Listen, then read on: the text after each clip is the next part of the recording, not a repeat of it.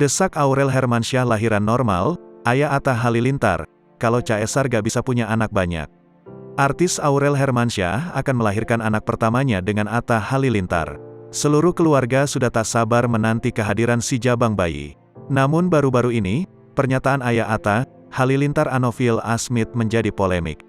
Anofil Asmit mendesak sang menantu untuk melahirkan secara normal. Hal itu diketahui dalam video yang diunggah di kanal YouTube Cumi Cumi, Rabu, tanggal 16 Februari tahun 2022.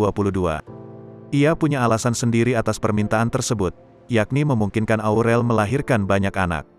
Permintaan itu disampaikan Anofil Asmit ketika melakukan panggilan video dengan anak dan menantunya. Awalnya Anofil hanya memberikan saran kepada Aurel Hermansyah agar tidak tegang jelang persalinan. Suami Lenggogeni Faruk ini pun menyarankan Aurel untuk menonton film yang bisa menenangkan pikirannya. Maksud Abitu, ada film-film yang bisa membantu meringankan beban-beban pikiran, perasaan, dan juga melancarkan melahirkan, kata Anofil. Biar lahirannya normal, jangan sampai operasi, jangan sampai Caesar. Kalau Caesar Atta nggak bisa punya anak banyak, sambungnya.